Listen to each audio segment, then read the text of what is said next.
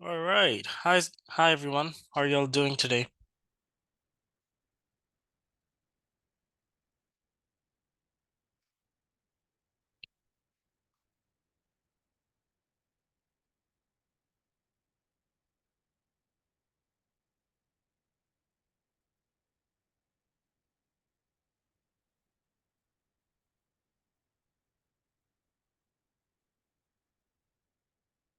Can't complain, can't complain.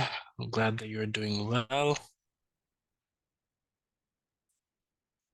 So yeah, this is going to be the second part of today's lecture. I'm wondering if you guys have any questions or comments so far about what we've learned.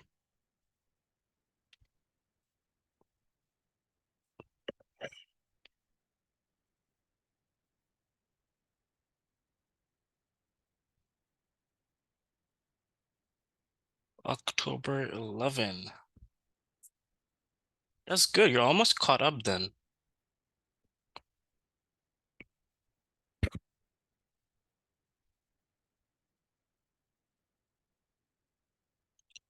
How are the rest of us doing in terms of catching up to the lectures if you were falling a little behind?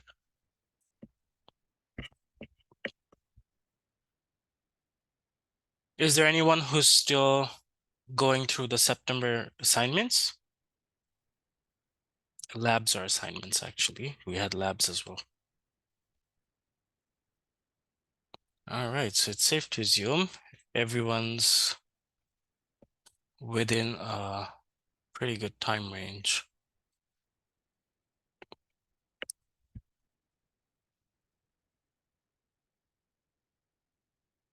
The resources and cut. Perfect.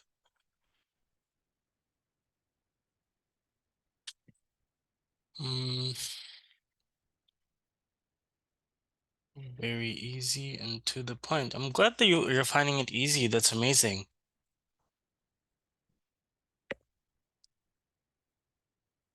All right. Yeah, I'm still waiting for people to join. You know what it is like about the material being easy or not? It's always like this is how I see it. It's never easy. People learn at different paces. For example, I take time to learn something. So for me, at least, practice was a very important part of my learning process. Whenever I studied something new or went through a new lecture, I made sure I am practicing it, doing small, depends on what I'm learning, but if it's maybe a new programming language, I always made sure I'm doing like really, really small assignments, not really assignments, like small programs. I used to just search up examples for maybe Java or C++, whichever language I was learning. And I used to look for small examples that I could practice on my own. That always helped. And I feel like also doing small parts of the programs or dividing the whole language or the whole lecture into small bits helps you understand the concept as well, even easier. So that is something that you guys could keep in mind. And I mean, we have uploaded a small playlist for the weeks from 2 to 6, I believe. You guys could check those out as well. I believe they will help you out a lot too. Regardless if you're unable to go through the lectures or if you want extra support, those are pretty good materials or resources to help you out.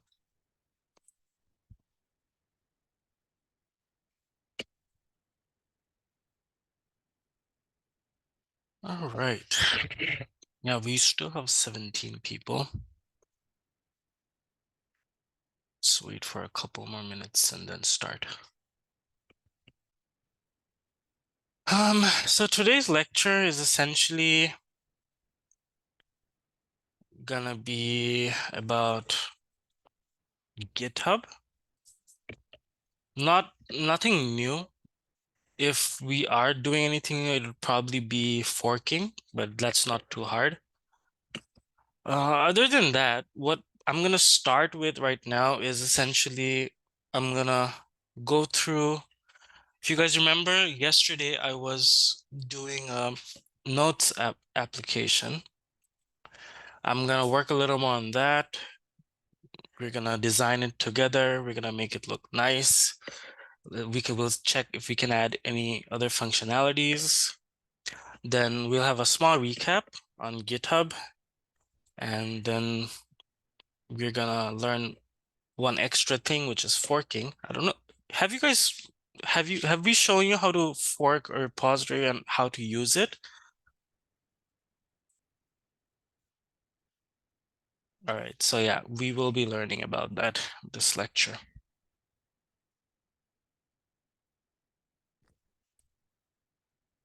All righty.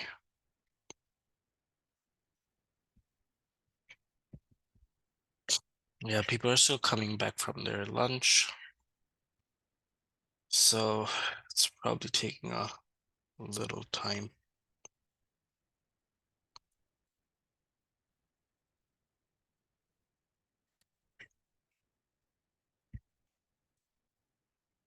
But when you're using fork, keep in mind that for your projects at least, we don't want you to use fork like that. We want you to create collaborators and do the regular git pull and push. So forking is for repositories that aren't probably open. Like they are open, but you don't have access to it. So that's what forking is essentially needed for. For your projects, we want you guys to create collaborators and just follow the basics of Git. That's it.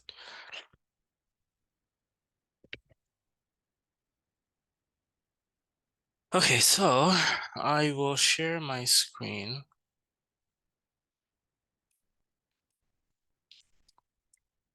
Mm,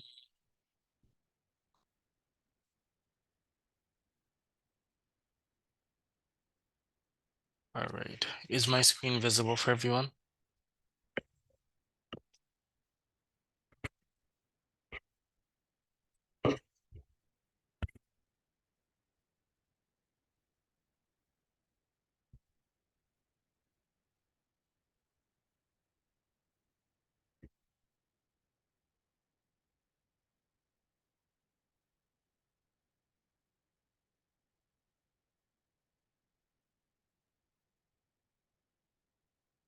All right. So as you can see,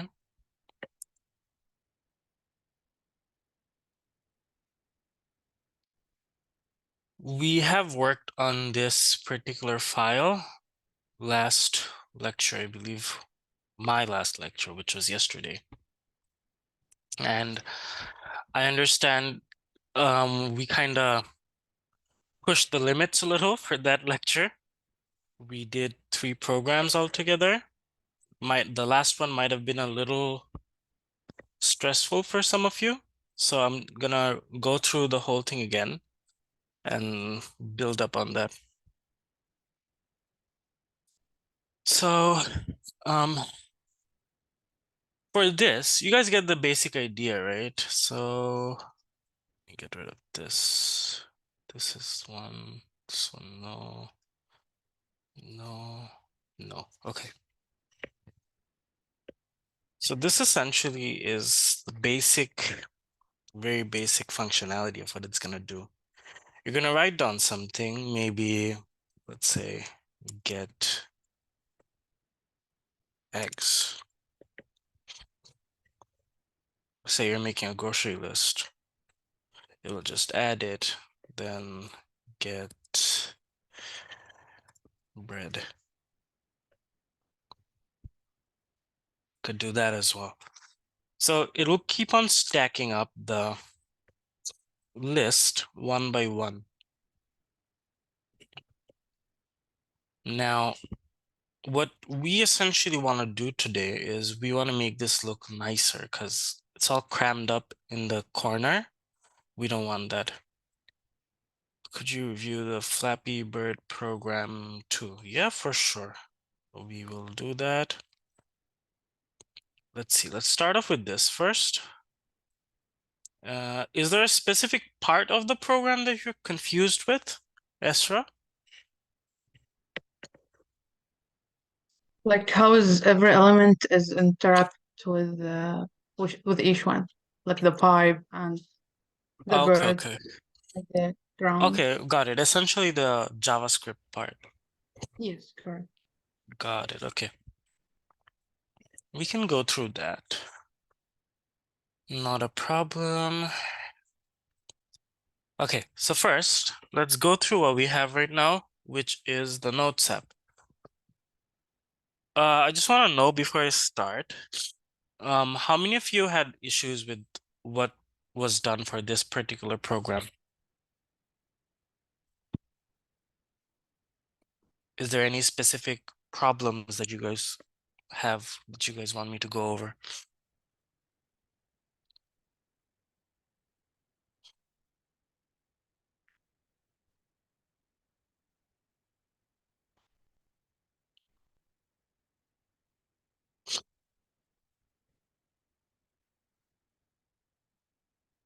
Anyone? Any questions?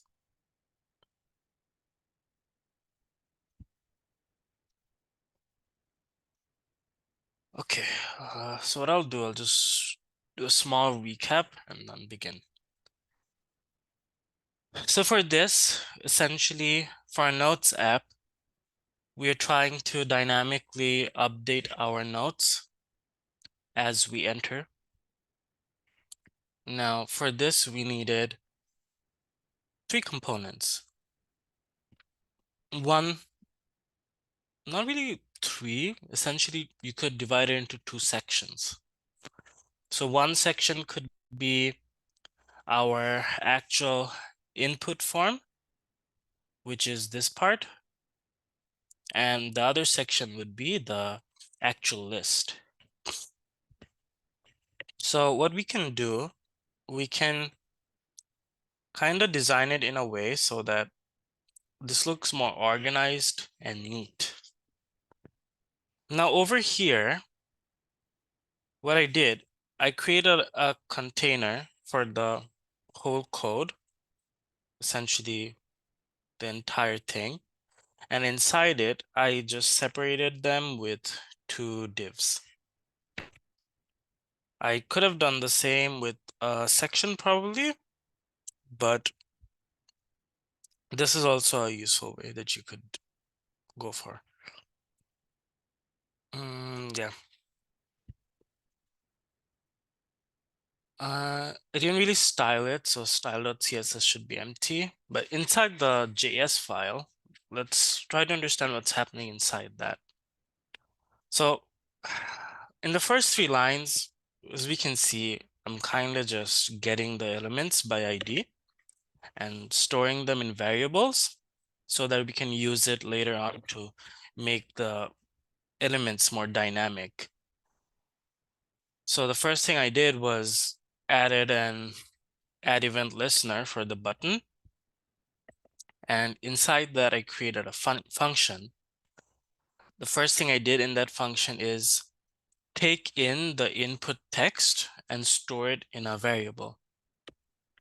Later on, I used that variable to store something, to store that exact input in the list. And then I used append child to push it into the HTML file.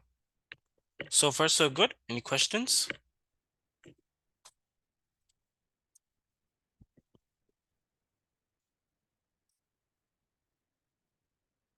Alrighty. Okay. If no questions, then I'll try something. I've already added an image. I want to use this image to make it look nice. So how about I do body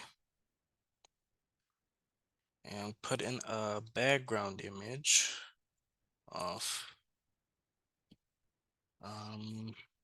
URL this. Okay, let's see.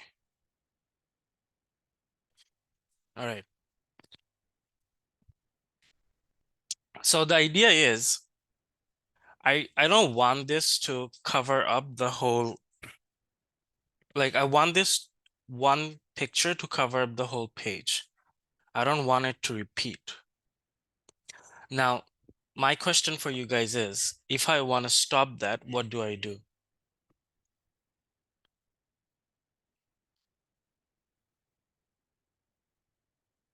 Anyone, any ideas?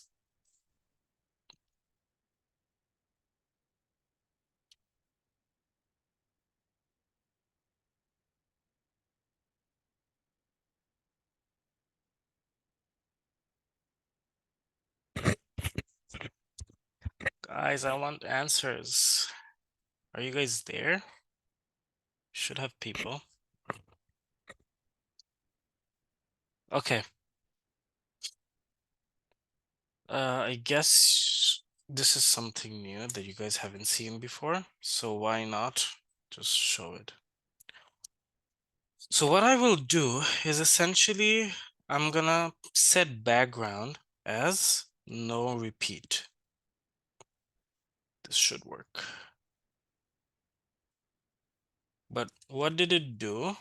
It took out the whole thing, which tells me I am doing something wrong. There you go.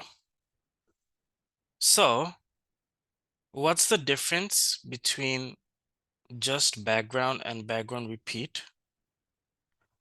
So since this already has a background item in there, what background does, so you guys have to understand the shorthands for these attributes.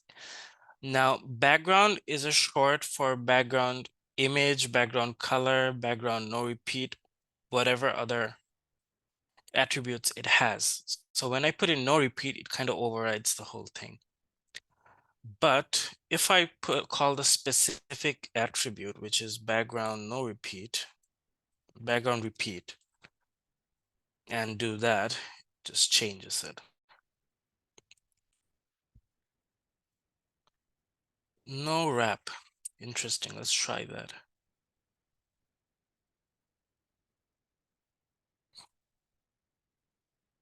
Oh wait, I'm confused. Are you asking to use that, or are you asking why I didn't use wrap?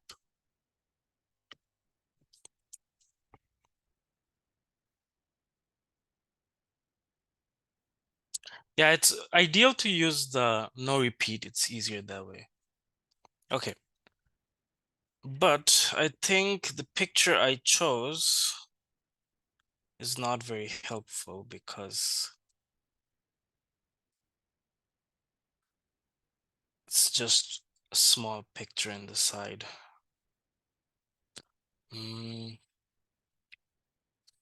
So yeah, we could put in this background size cover. Let's see what happens. Okay. No, it does not work over here. Oh, that's because I use background clip.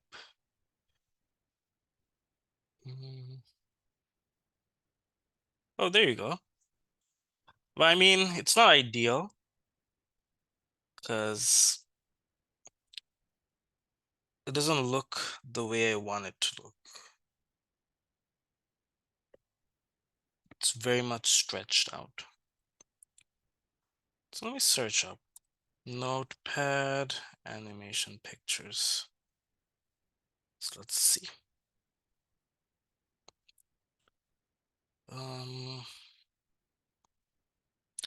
So I always like using pictures as backgrounds because I feel like it looks more interactive depending on what you're trying to make. For a Notes app, it's a pretty simple app. So having an image in the background makes it look a little more upbeat. I'm wondering what the dimensions for this is. 640, 640. I don't think it's gonna be enough. You guys are more than welcome to give me suggestions.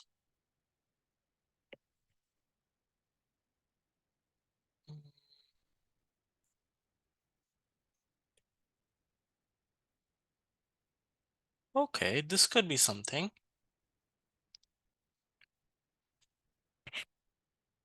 Oh, but this has that copyright thing, so guess not. No, on a clear page.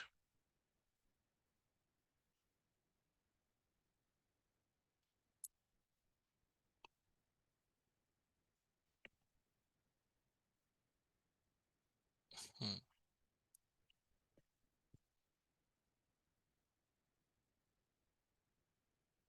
This could be interesting, right? Let's try it. I mean, the dimensions aren't crazy, but let's give it a shot. Save image as save. So let me go back to VS Code. Take this over there. Images. So let me set the background image to this.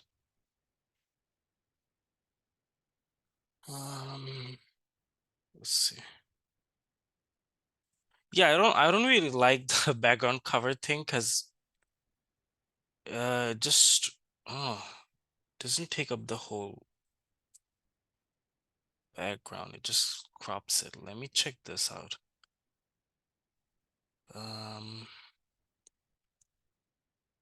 Got this from a link. Oh, let me try this. Notepad animations.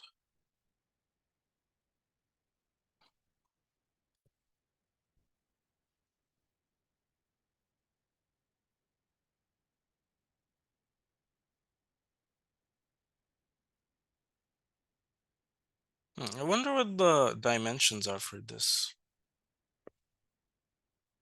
If, hmm. Um,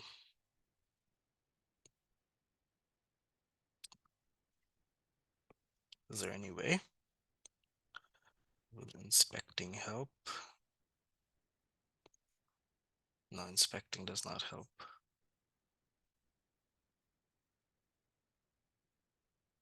All right, let's work with what we have right now. But let's take this out. I feel like this is creating issues. What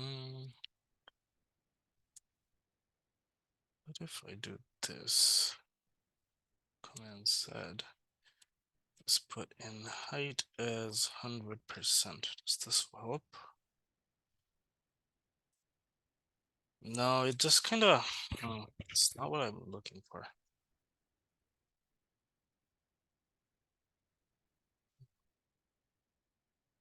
Let's see what other options we have. It's like this.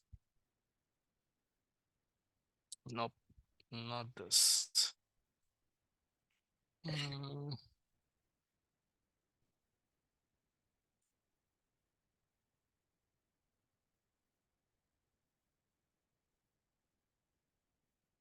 Okay, let's skip the background cover part now.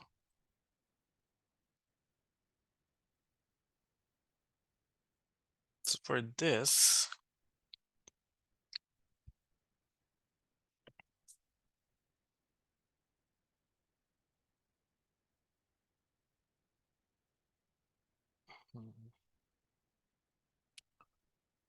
or let's do background cover.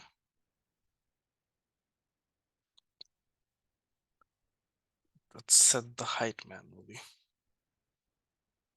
Height. Let's do say 1,000 pixel. Does this help? Sort of. But at this point, I'm just eyeballing it, which is not what we should be doing. And I think I tried 100%. 100% doesn't really work. Let me see again though. Yeah, 100% doesn't really take up the whole thing because background size cover, it's kind of cutting off the whole picture.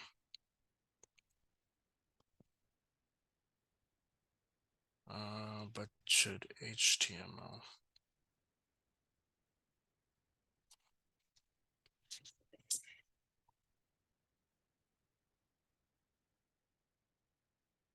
Oh, so you want me to set, is this what you're talking about, Hannah? All right, let's try. Right, 100%. Nope. It's gonna do the same because body essentially takes up the whole container itself. We don't really need to use HTML, the HTML tag. I don't think using the HTML tag is a good idea as well. Either use an extra container, if you need, but don't use the HTML tag like that. Okay, so we're clearly having an issue over here that we need to fix. So why not I take this off and change this back to 1500 pixel. Does this work? No, it just takes up the whole thing. Command Z. So I will need background cover, but I will also need to set the width separately over here, from what I understand. Let's see if with 100% works. No, because make it full screen. Yeah, it's cutting off a little. I don't want that. So let me make the width. Let's see what it's like with 1,000 pixel.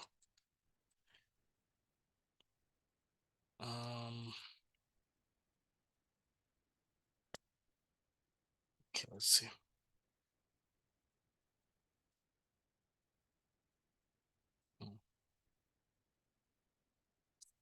Nope. What's this? Oh, there you go.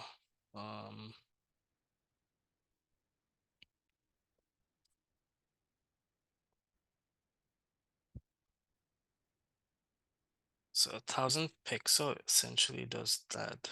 Take it up to 900.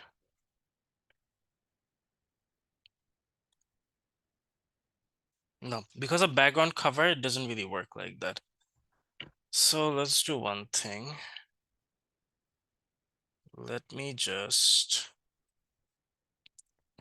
wonder if I should set the height and width separately.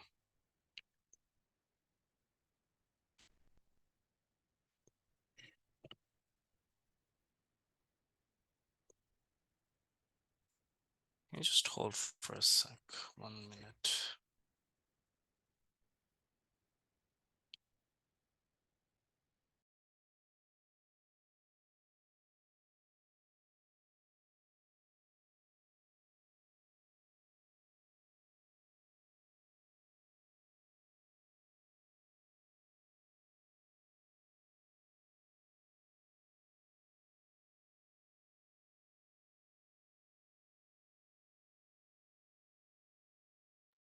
Okay, so as we can see over here, what background cover is doing, it's kind of stretching out our image too much, and we don't want that.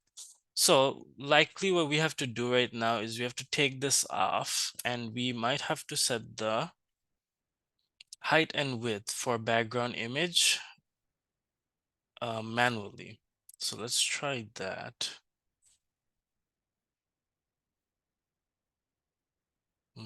But I don't think just setting the body height and width will work.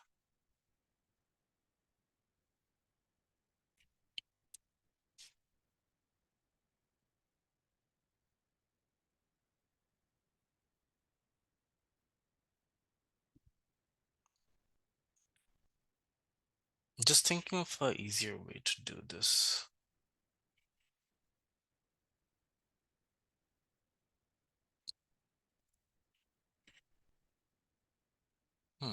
Background attachment fixed. Is it with the background cover or without? Background, let's try it. Background attachment fixed. All right, let's see. No, it's doing the same thing. So what I will do, why not set the dimensions manually? So let me set it to 1000 pixel by 1000 pixel. Let's see how it does. Okay, so it's not really working like that. There has to be a better way. I think I'm doing it in the wrong tag.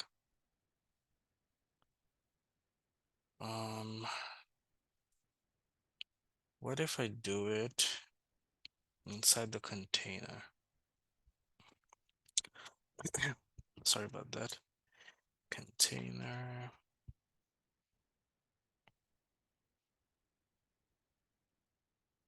Background image, URL. Okay. For this, let's see. It's doing the same.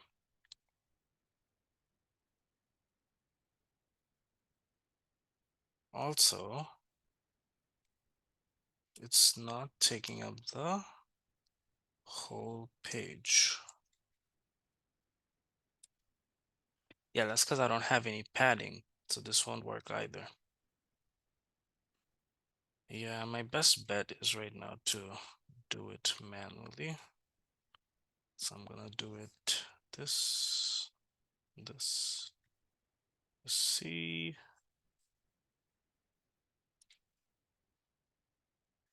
No, okay. Hmm. 1000. So let's keep it like that.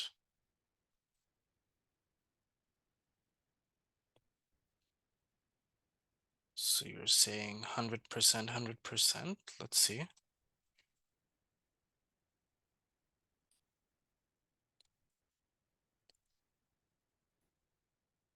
Okay. No, it does not work like that. Oh, what if I do this?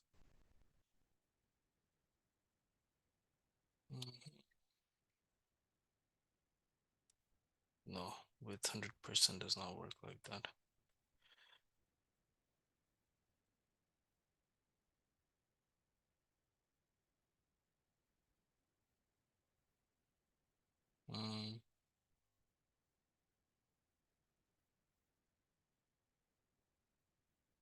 So let's do that. Set the let's set the height to 1500 as well.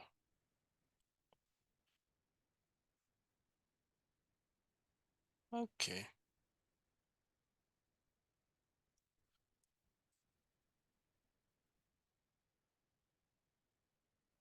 I don't really need 1500 for this.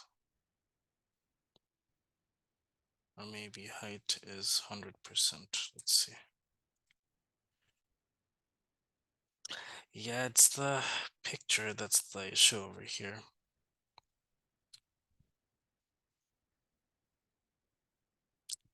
You know what?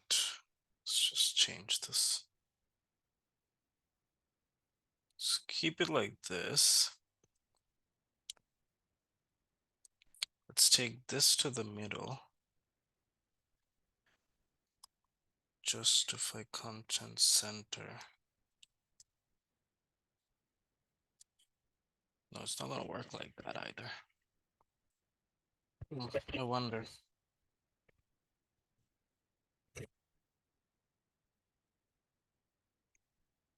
Or we do this dot container,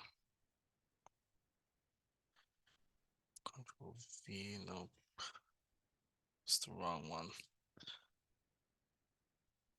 So let's set the background image and URL.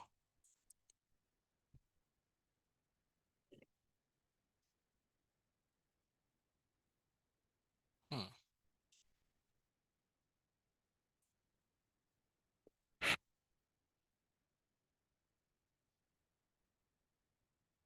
Okay, I'll try that as well, honestly. Why not? So let me try this.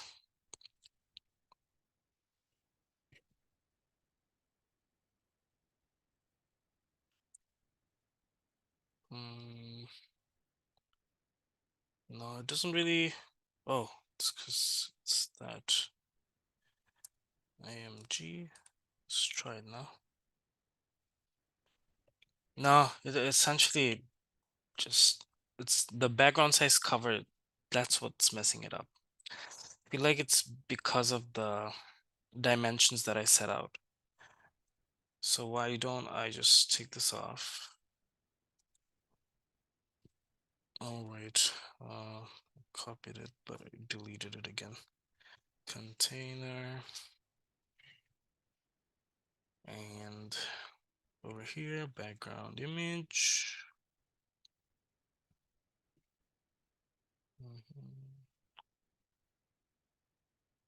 Okay, and background repeat.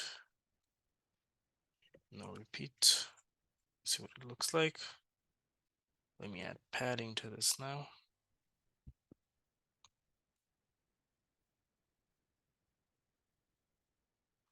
Hmm.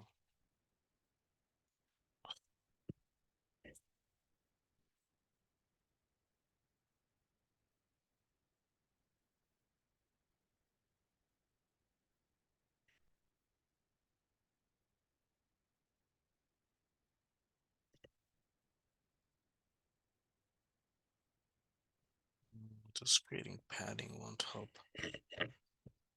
Set height and width. Height is, say, 800 pixel. Okay, let's try 100 VH.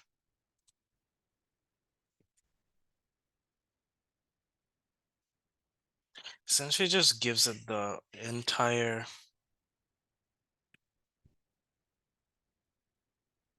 height of the image. That's about it.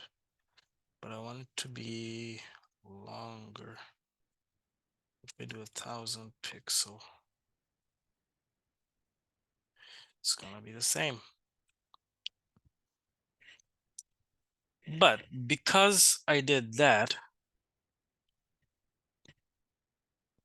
what I can do now is I can take this whole thing to the center. Essentially, which is gonna be body justify content center. See if this works. No, I guess not.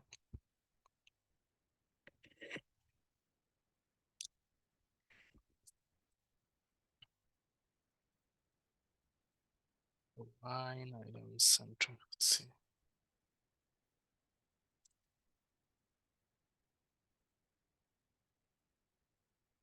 Hmm. Item.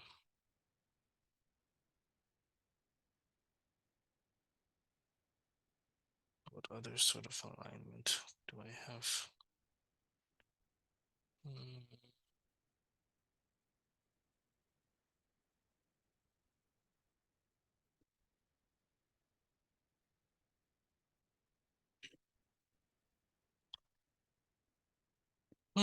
So what can I put in order to take this to the center of the whole thing?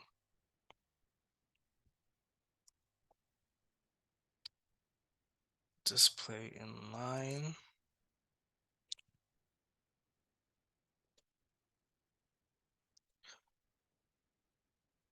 justify content center. Maybe that's what was wrong.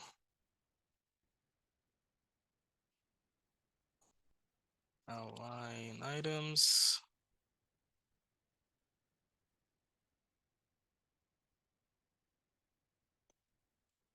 Or maybe I just add padding of 100 pixel from everywhere. What's that? Okay. Turn this into 300 pixels. Let's see.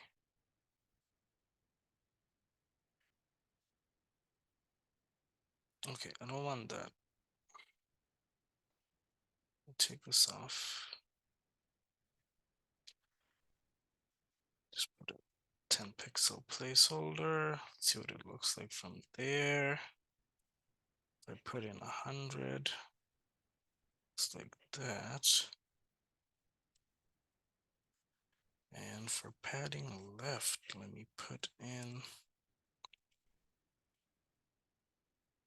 auto. See if this works. No, it won't work. Let me put in display should be flex. Okay, let's try it. But this is just a background image, so that's what I'm thinking.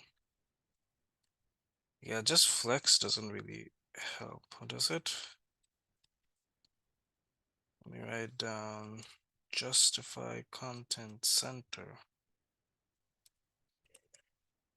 Wonder. It does take it to the center, actually. Yeah, let's work with this. Now, the next thing that we can do, we can change the background color of the background to this pink color. I think that's pink. So let me set the background color to pink. Okay, and now I have to figure out which shade of pink. It has to be a darker shade. Okay. It's the darkest shade of pink there is.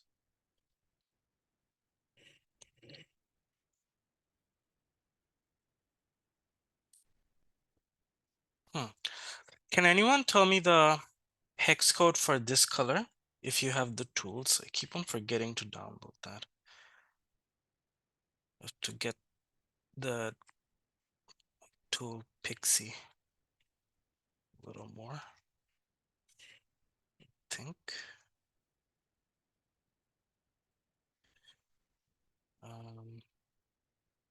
Oh, we're getting there. I don't want to do too much. That's too much. A little lighter.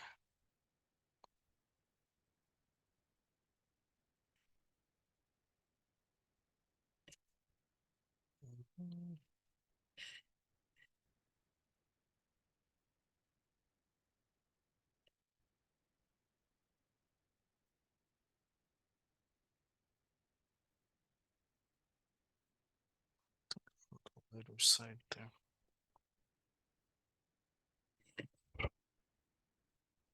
Okay, I'll take a look at that later. But for now, let me just fix this. So if I add something, say this, it comes up like that. So let me fix up my divs over here.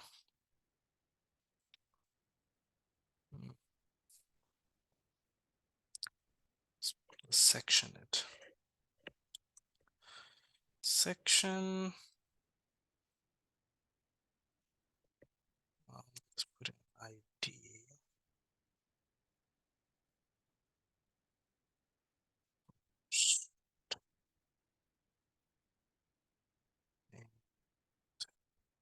Let's take this, Command X, put it after this. I'm gonna refactor this with that tool that we installed yesterday, Prettier. So let's try that. Format document with Prettier. There you go. Let me create another section. Inside that section, I will paste this. See if it still works or not. Okay. But now, what I want to do is I want to change it up a little. Command X. Command. No, actually, I can do it like that. So let me write down container as display flex.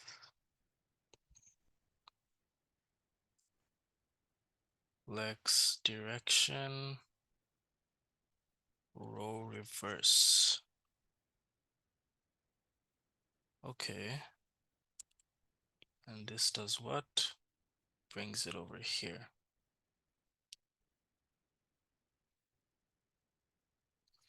Okay. With that being said, let me justify the content and put space around. So let's do this. Huh. Okay, it's coming way to the top. I don't like that.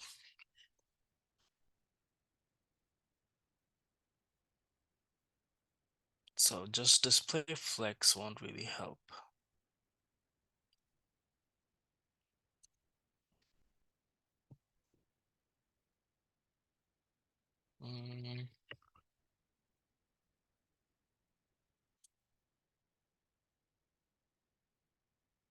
I can add margin to this. Are you guys with me so far?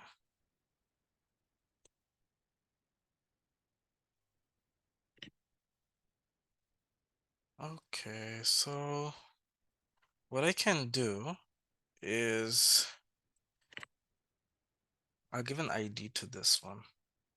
ID, let me call it second. So for this, why not add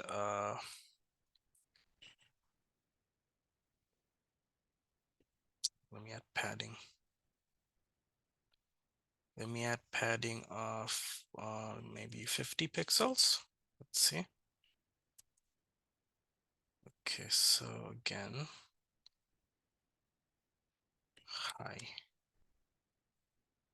Oh, there you go. Y.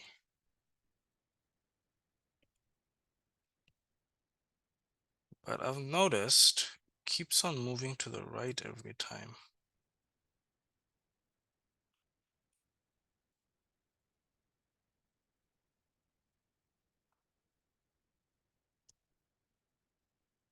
Yeah, I'm not liking that.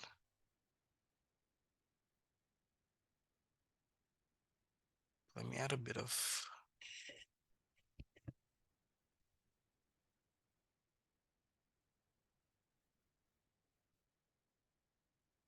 see if I add padding to the first. What can be done? Padding. For this, I don't need much. Let me add 20 pixel.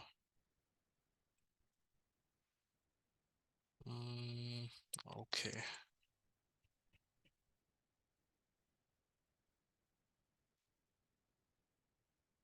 Um, yeah, we don't want that. Margin right.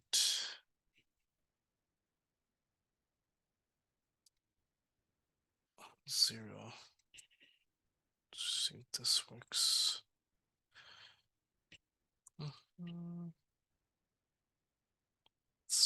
moving on.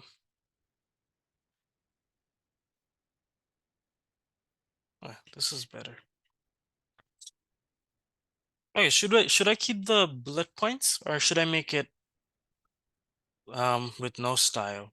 Just keep it going. I think the bullet points are nice, right? Font size.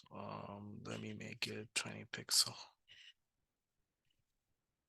Let's see. How are you? Oh, so with the sentence, it kind of goes to the right. I gotta do something about it.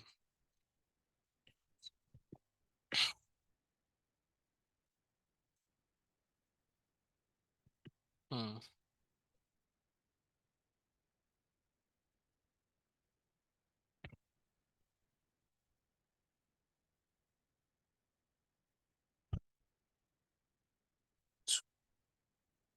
Is this? Nope. No, it does not. Hmm.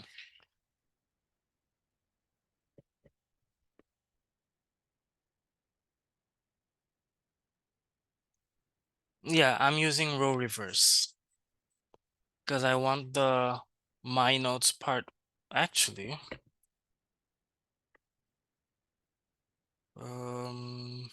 Yeah, let's do this. Command X and Command V. Doesn't make sense over there. Yeah, and when I do that, space around doesn't look that pretty anymore.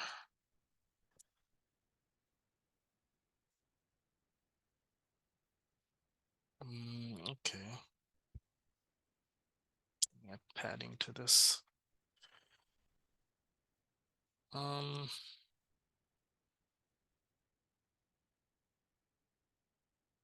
Does not really help.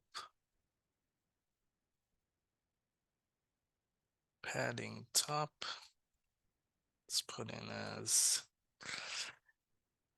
I don't know, let's put in 60 pixels.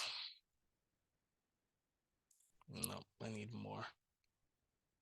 You put in 100. Okay. Padding right. Let me set in as another 100 pixel. Well, yeah, that's better, but I think we might have issues with this. Okay, let's try it now. Hi, how are you? And nothing changes. Get eggs. Get eggs and milk. And okay, this looks better.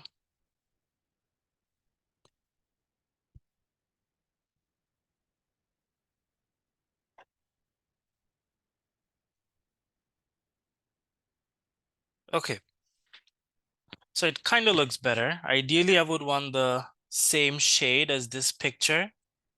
So this is like a quick fix me up. Since the background image wasn't really helping me, I kind of centered it because it already has a plain background. I want to set, you can set the same color for the body and it should work. Just need to figure out what the code for this is. So this looks better. What else can we change? We can change how this looks. So this is inside the div input area. Hashtag input area. And inside that I have input. So let me set.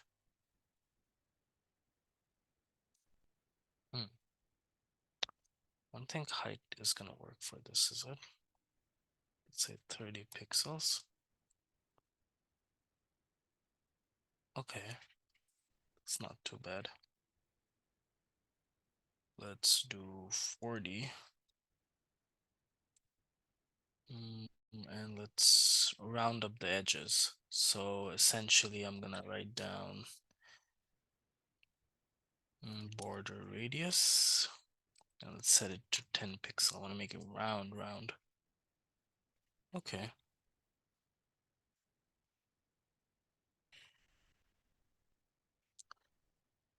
But I don't want border. Or do I want border? None.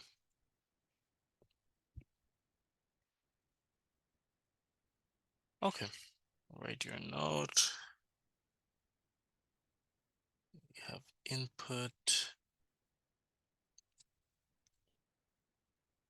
Okay, and let's fix up the button.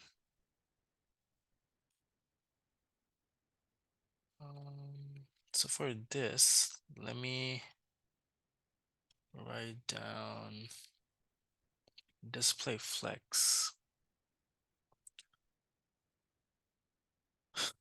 So for hashtag input area, any questions so far?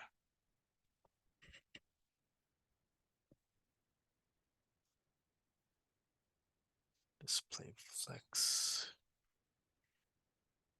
And so for this, I'm gonna change the button to flex direction row. No, column, my bad. And let's add a bit of padding in between. Let's say 20 pixels. No, does not work.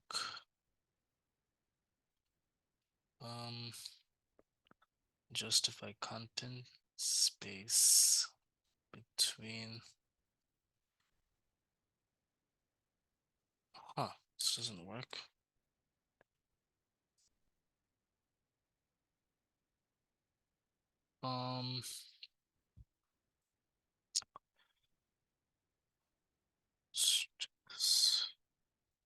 Okay, so nothing works on this. I'm gonna have to set padding bottom to 20 pixel.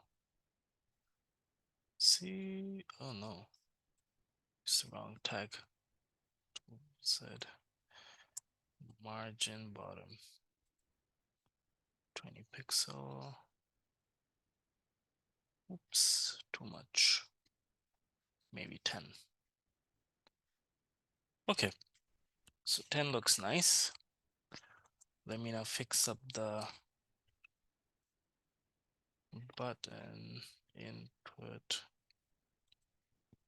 The button had a tag for itself. Add button, right? So hashtag add button. Wait, what was it?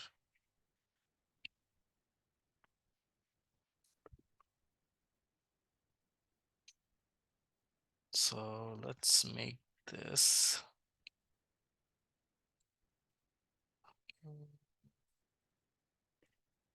What background color should I add for this? What do you guys think?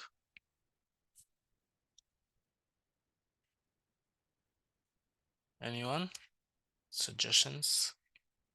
Border radius 10 pixel.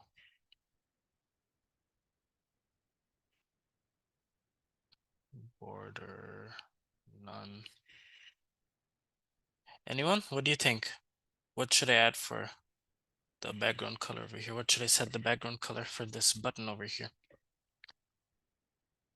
Does this look nice as it is, or should I change it?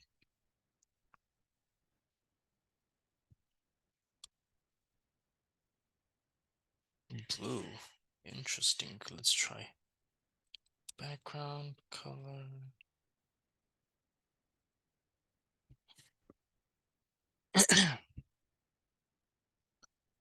Like you want a darker blue?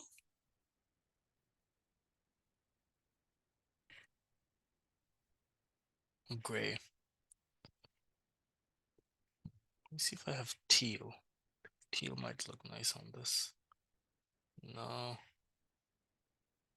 Gray. No, that's not what I want. This is what I want. Lighter gray, right? Just pull this towards. Okay, this isn't bad. Or do you want me to go darker? What do you think? Then let's add the color to white. No, it's white. There you go. Yeah, looks much better, right? Looks much better already.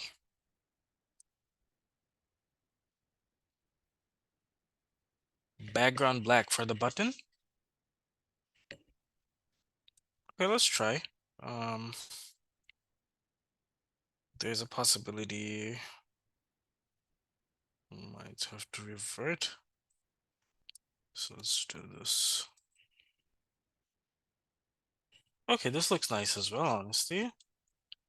Let me add a bit of padding to it. I think that might help it a little.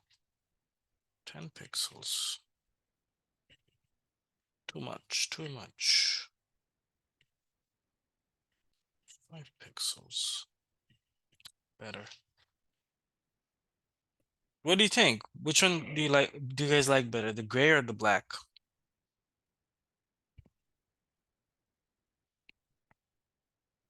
The black? All right, let's keep it then. But yeah, essentially that's basically it. You can add whatever you like now. This is coding in color.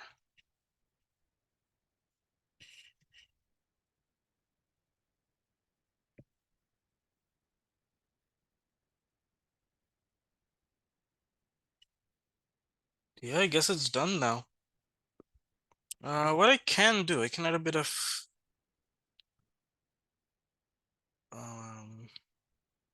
margin to this. Might look better. Say 50 pixel.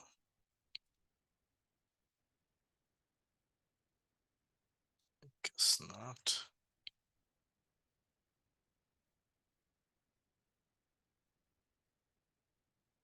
No, this looks okay. It's not too bad. All right, I guess the Notes app is complete then. What do you guys say?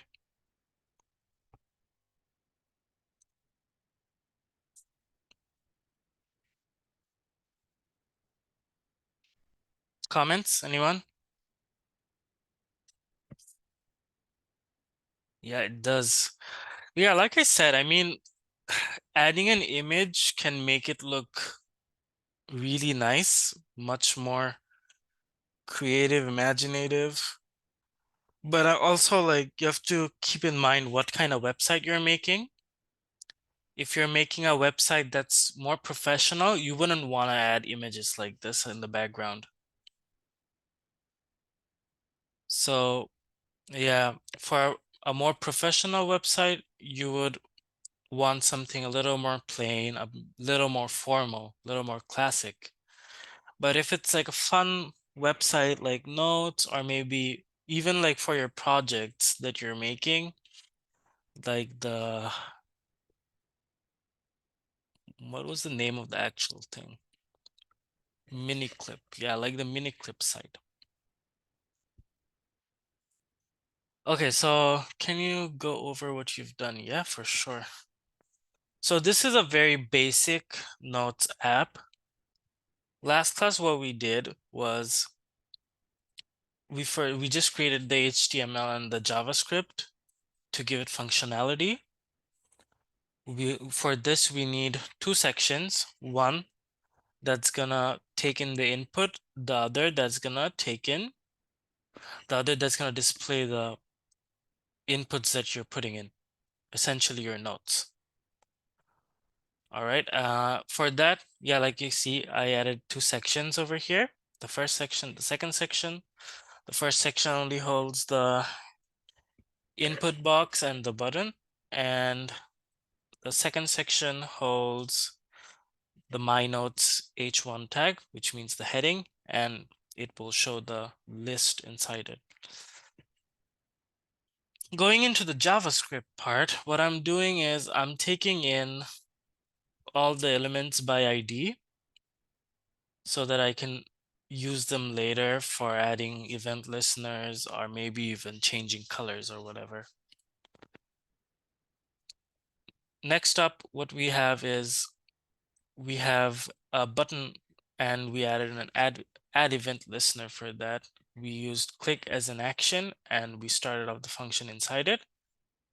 The first thing I do is I take in the text from the input and store it in a variable, which later on I use to set the text of the list using that variable. And afterwards, I am just using append child to push the list inside the HTML file under the unordered list. And at the end, I'm changing the value to an empty string so that the next time you run this function, it's going to start from the top with a new input. It's not going to store multiple inputs. Okay, so that was the functionality, and then we did the design.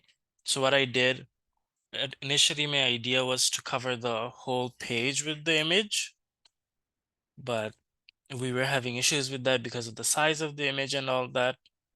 So I already had a container. I set the background image for the container and kind of put it in the center. Afterwards, I changed colors and everything. But if you see for the container, I used display flex and row reverse. I used row reverse because if you see in my code, I have the input first and then the list later. So if I didn't do reverse, if I just set style as flex direction row, what it would do, it would just flip the orientation. It would change the form to the left and the list to the right. That's why I needed reverse, because I wanted to show the notes, the list inside this white page over here. Going forward, I added paddings, margins, and at the end over here, I added display flex to this part, the form. Since the button was right beside the input block, I wanted underneath, so I used display flex and flex direction as column in order to put it right underneath the input box. That's essentially it. It's not a lot. It's a very simple notes app. What I can do is I can change this to notes. By the way, you can add images to the title as well. I believe you guys know by now.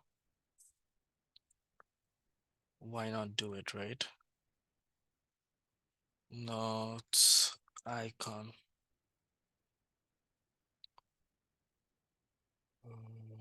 This looks nice. Save image as. I see. Why did you put what? Why did you put my notes inside section tag? Oh, that's because I divided it into two sections, right? So if you see, this whole thing is a section and this whole thing is another section. That's why I wanted to use sections so that I can easily separate these two. semantics. Okay. I was gonna do something over here. Oh yeah, gonna put an icon. I haven't done this in a while actually. Let me see.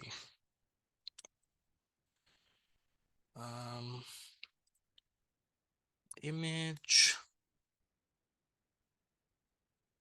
img icpng. Let's see. No, it's not working. I wonder.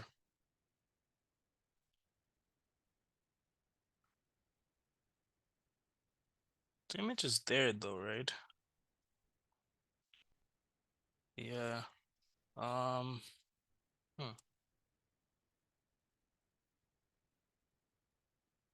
There must be a better way.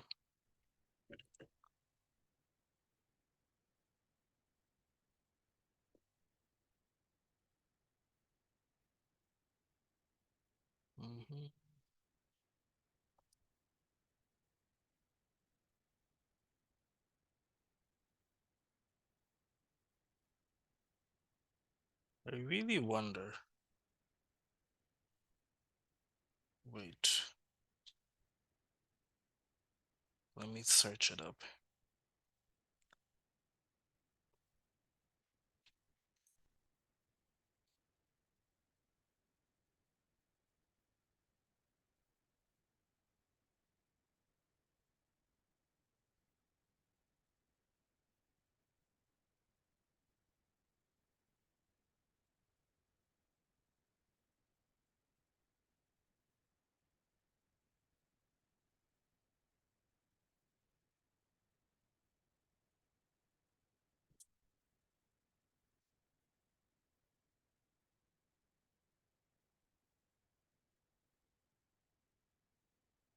Okay, so I add a link.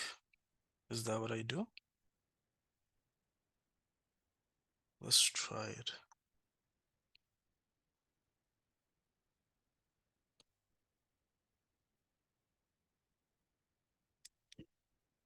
Okay, let's try it. I think I was doing something wrong here.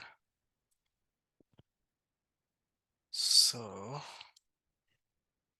link or reference or relation, I'm gonna put in icon. For hyperreference, I'm gonna use, no, not this. I see. Okay. And for type, let me put in image slash xcon. X icon. Let's see now. Oh, there you go. Okay, so just adding the image tag inside title doesn't work. It will just read it out as a text. So you have to link it separately using the link tag. Yeah, so this website's complete now. Any questions, anyone?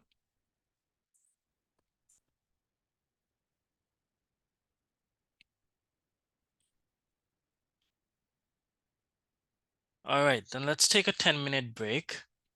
And afterwards, I'll come back and talk about GitHub. Okay, so I'll stop sharing and see you guys in 10 minutes.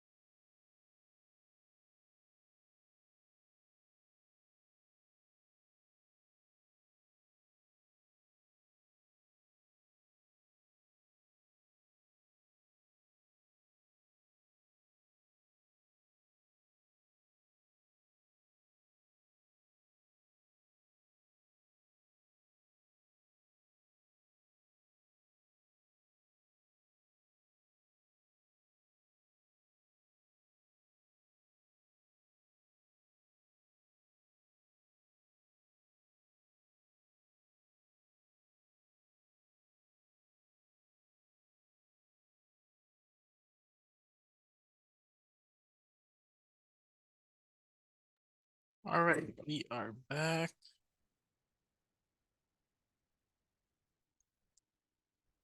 Okay, so for this,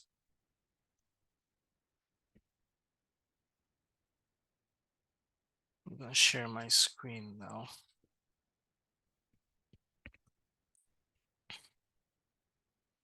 Is my screen visible for you guys?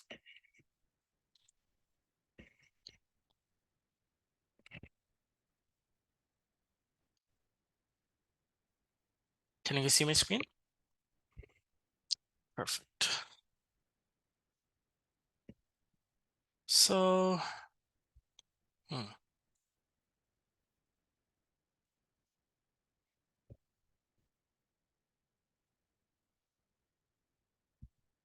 So far, what have we learned? We can create repositories and we can push, pull, commit. We can add collaborators. So let's take a small recap on that. Let me create a new repository. So let me call this demo class.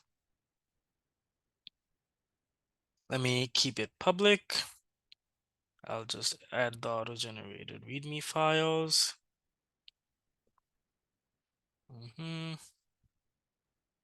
Create repository. Okay. So now my question for you guys is, how do I add a collaborator? Anyone?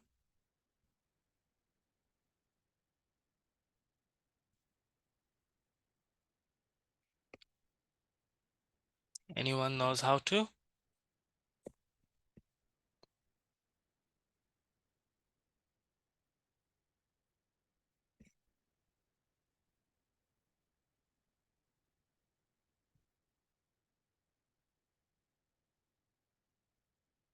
So I click on repo.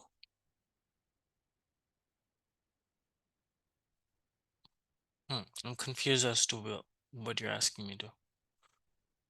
Yeah, I'm already inside the repository.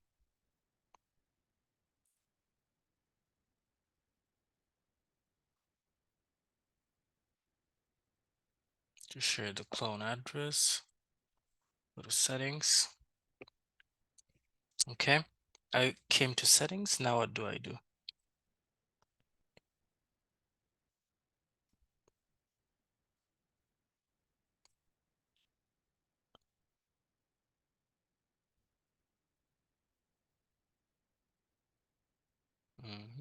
So general,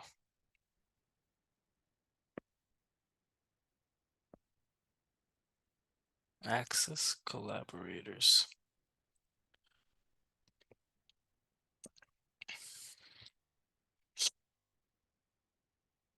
Right hand menu up. Okay. You guys tell me. This is what I need your help with. Collaborators, right? I think I need a password now. Mhm. What? Um,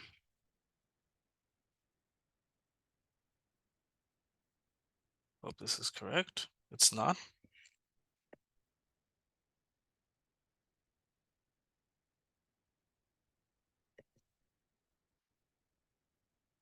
Oh, there you go. Okay. So when I went to collaborators, now what do I do?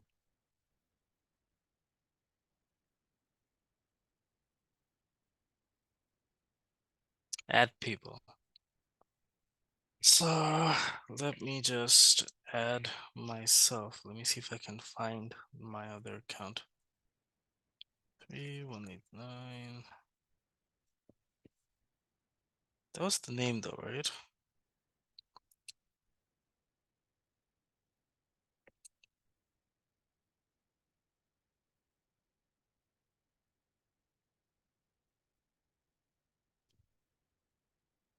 Okay, so I had Mahmoud as well. Oh, there you go. This was my university account, so I'm just gonna add this person as a collaborator. So I already received an email, and let me accept it.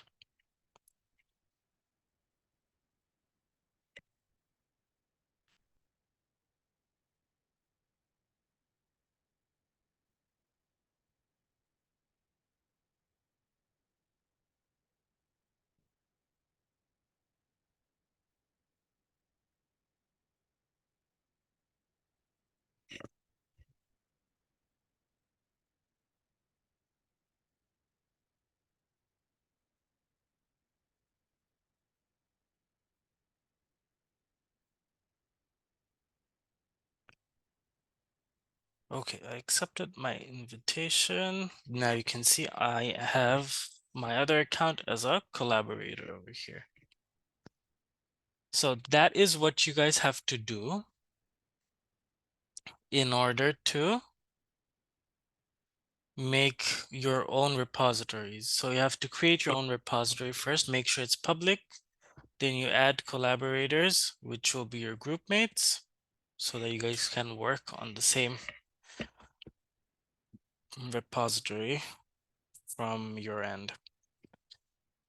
Okay, so I have this repository set up. Now, if I want to add something to this repository, what do? I go back. So this is my account again. I go to my repositories. I have this. What I will do right now is I will copy and clone this. Let me go back. Terminal, new terminal. Okay. So right now I am inside this file. Let me write down ls. So I want to go back. So now I am in desktop. Over here, I want to clone that repository. So I'm going to write down git clone command V, which was the SSH link that I copied. Enter. All right, now let's see if I have the codes.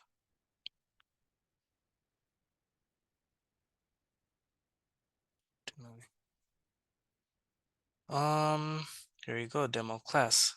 I have it here. So now what I want to do is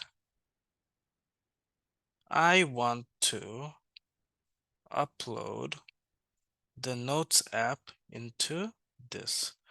Let me just copy the whole folder. Let me just paste it here. Okay. Now, do you guys think I can directly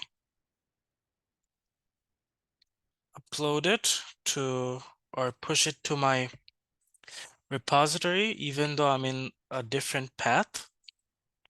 Let's try it out. Let's say git add.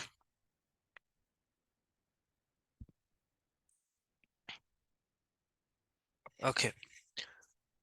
Oh, that's why git add again. Git add. Okay.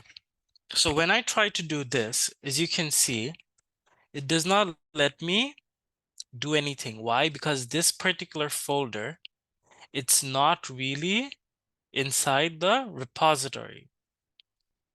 Exactly. So what I do, I close this folder and I open the folder that's inside my repository that is demo class. So this essentially. Okay. Now should I be able to do it? Let's try.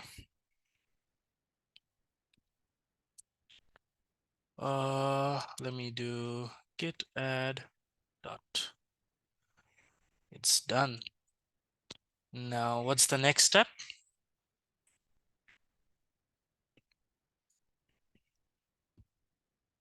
Commit, correct. So let me add a note, a message, which is saying notes app. Enter.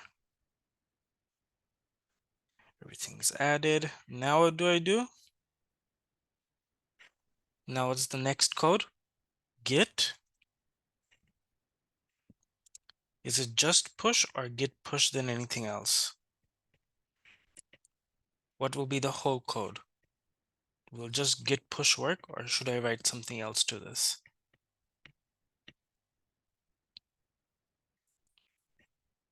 Let's try this.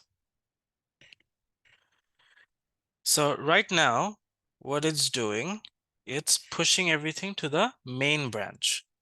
Let's see if it worked. Let's see.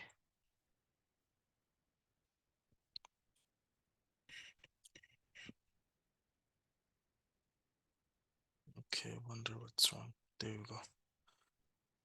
Okay, so if I refresh this, as you can see, it already pushed it to the main branch. Always remember, just git push is gonna push it to the main branch. So when you're pushing it, remember pushing it into your branch. Or actually, what I can do is, let me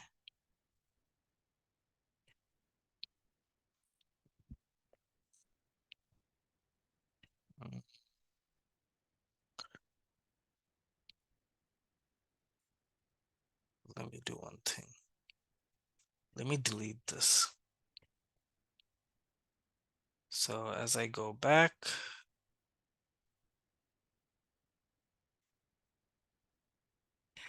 oh, what did I do? Okay, didn't work. Never mind. So let me add something to this. What can I add?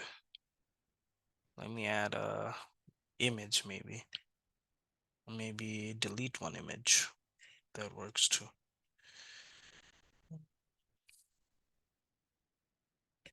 Let's rename this. Book. Okay, so over here now, let's first create a new branch. What's gonna be the new branch?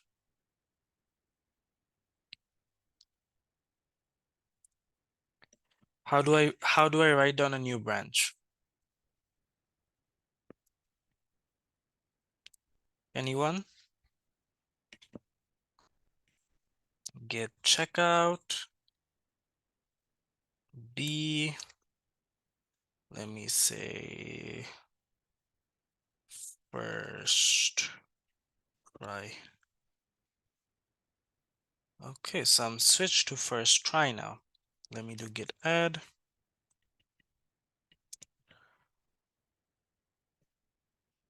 Get added, git commit, name changed.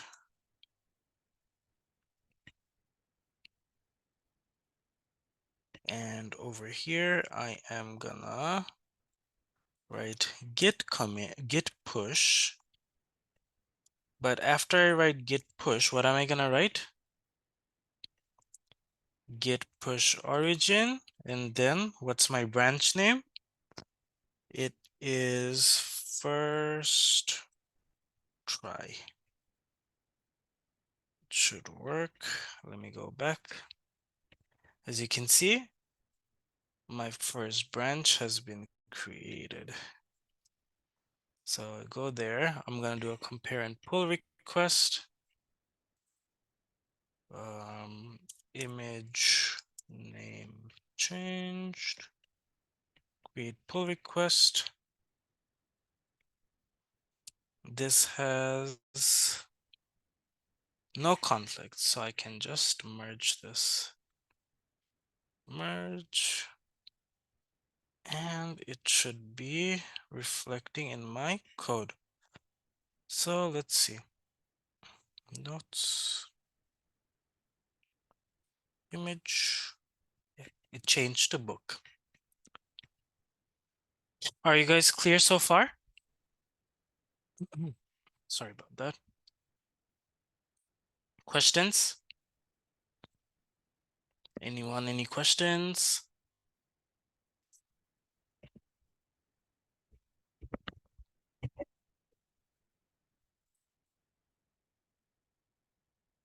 Okay. So now, let's do one thing. Let us learn about how to fork. Okay. So right now, let me just create a new repository from my other account and I'll just search it up.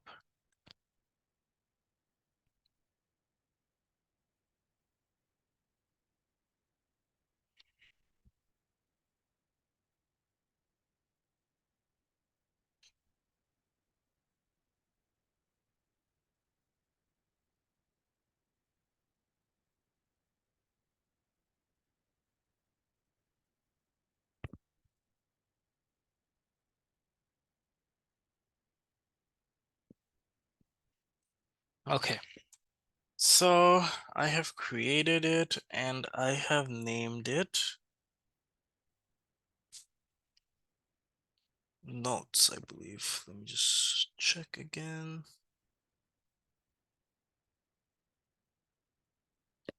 I named it Notes app. Should be able to find it.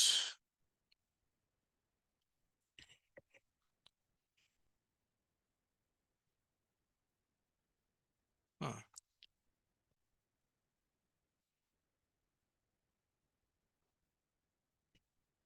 Guess there are a lot. Sort by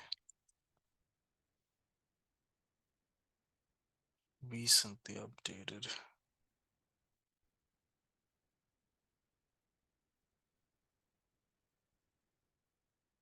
Actually had one created. Oh, there you go.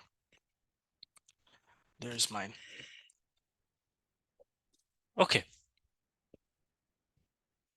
So this is a public repository, but I am not a collaborator in this. So this is from another account. My account right now I'm at has 111233, but this one's from my other account where I created this repository. So let's do one thing. Let's talk about how I can make changes to this. So far, what do we know? In order to make changes to a repository, you need to be a collaborator, correct? No questions about that?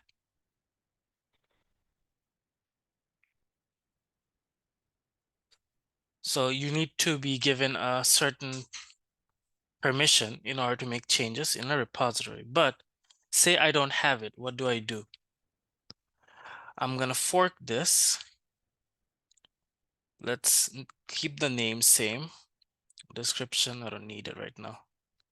So, or actually just write down fork example. Okay. So when I create fork, what it essentially did is, as you can see, it created a notes app, the same repository for me under my account. Does that make sense?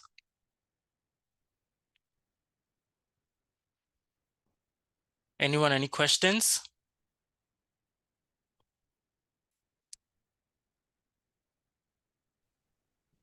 Yes, I do have a question. Yes.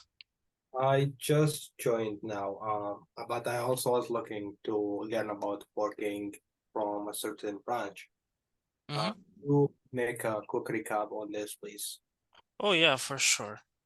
So essentially, okay. As you can see, I searched up So I searched up that repository over here. Since my repository was public, it's right over here. I click on it, and over here, since I already forked it, I'm not gonna fork it again. But once you do the fork, it's gonna create the same repository for you. Okay. So it should be right over here, Notes app. So it created the same repository, just copied the whole repository and made it your own over here under your account. Now, keep in mind, this does not affect the main repository in any way. This is like a demo repository for you. You just copied everything and made it your own. But you can make changes to that one as well. So right now, we have created this. This is our own repository. So what I'm gonna do, I'm gonna copy this and I am gonna clone this, clear. So let me do cd dot dot, go to no again, I guess. Okay. Let me close this terminal.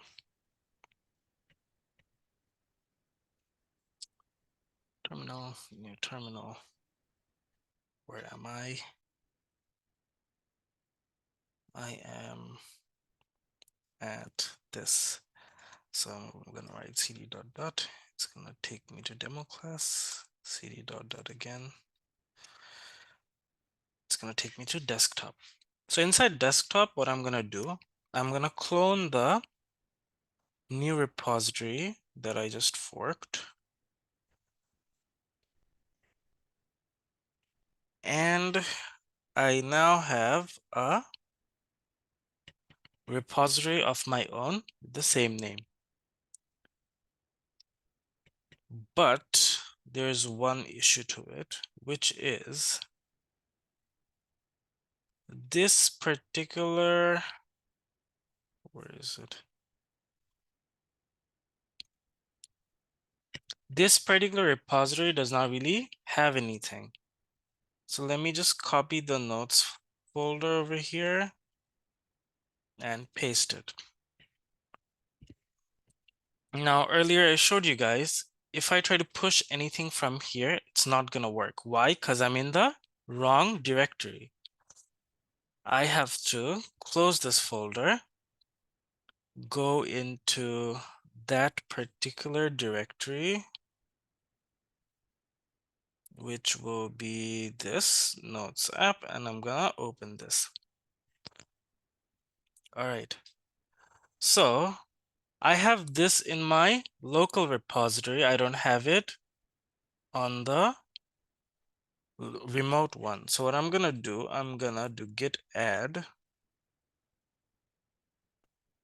and the same process, git commit, message, notes, and I am gonna do git push. So I pushed it into the forked branch. Let me just open up Google again. All right. So if you see, I have pushed it into my Notes app. But if, let me just go to GitHub again. Notes app.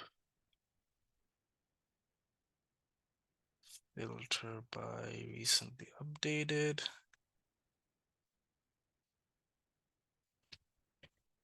Okay, so this right here is my Notes app repository under this account, which is the account named Taz.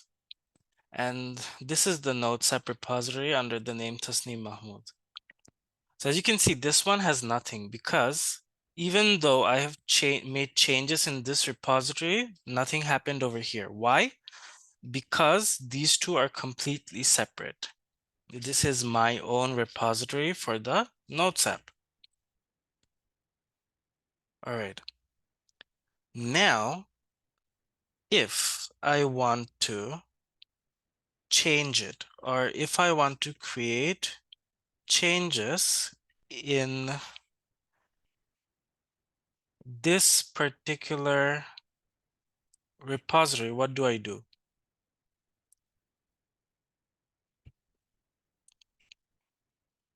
So I create a new pull request. And for this, okay, I think I'm still in the same one. Compare main, base main.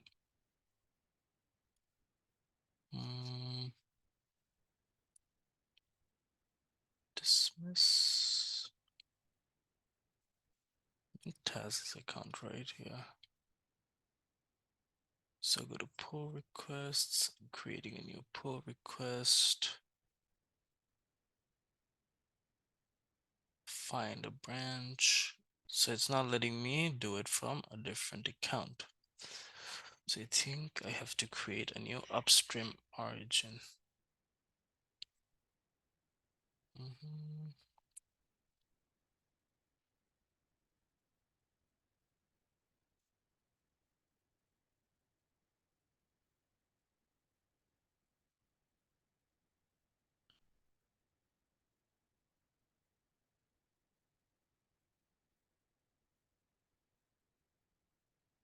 Okay. So right now over here, as you can see, my origin is the Notes app inside here. What I'm gonna do is I'm gonna create an upstream origin. So let me copy this SSH code. And inside this, I'm gonna write down git remote add upstream. And I am gonna write down the link.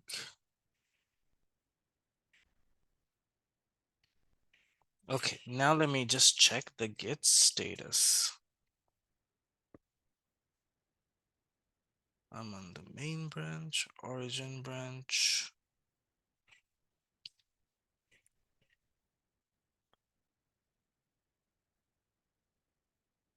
I'm missing something here.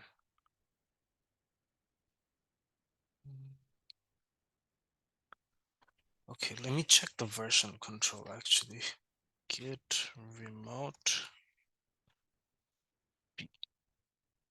Okay. So by writing git remote v, I'm checking the versions, the origins. So my origin over here right now is the Notes app inside TAS 111233, but I've set my upstream branch as Tasneem Mahmood.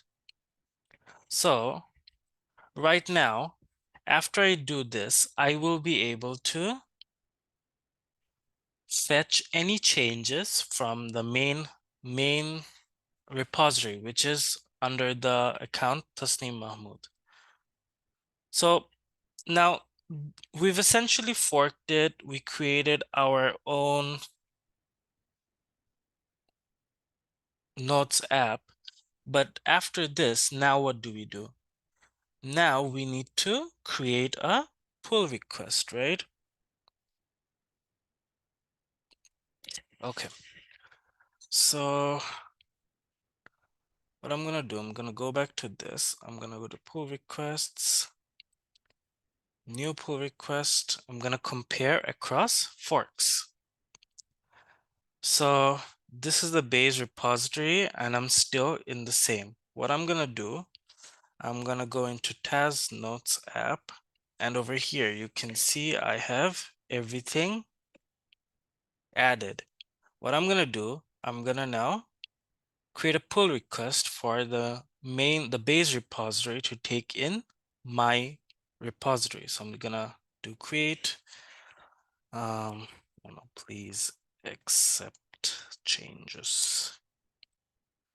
Addition to notes.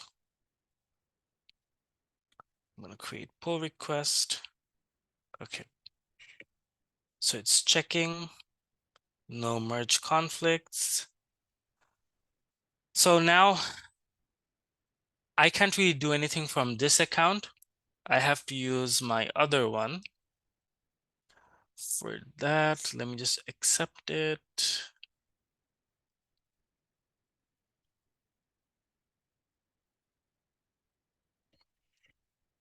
All right.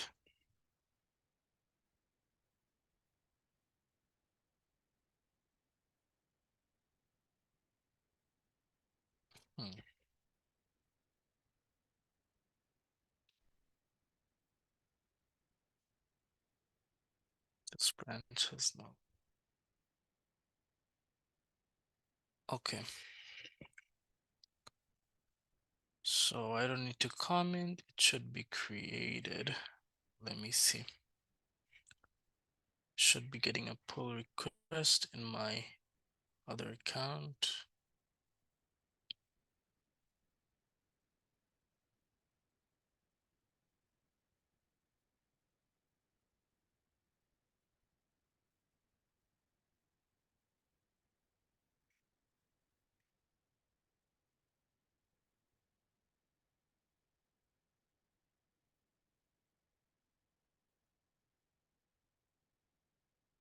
Okay.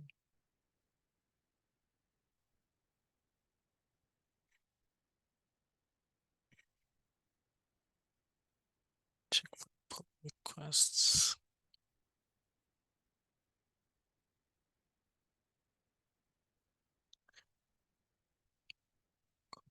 Merge. Okay.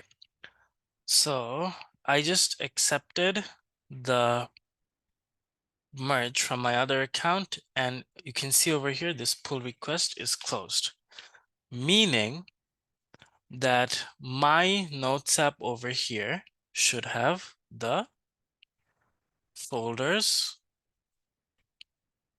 inside it. Does that make sense?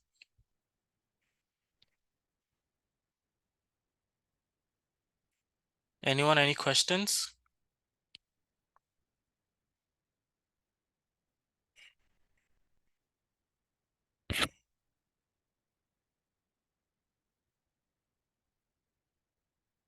Hello, are you guys there?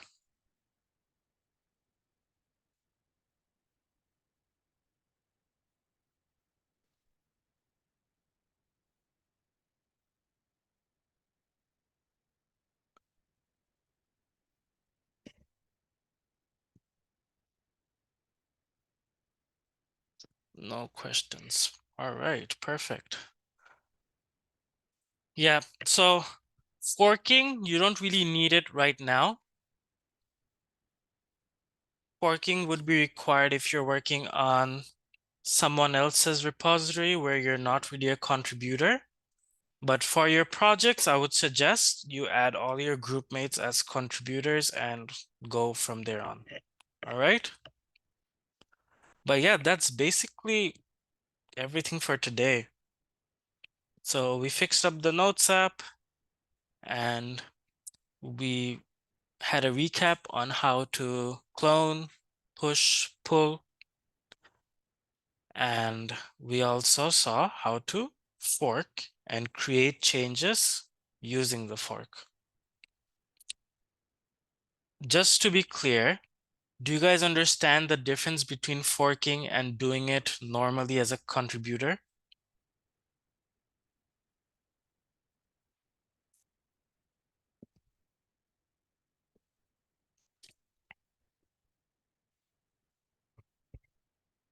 All right, amazing. But yeah, that's basically it. So let's finish off today's lecture over here.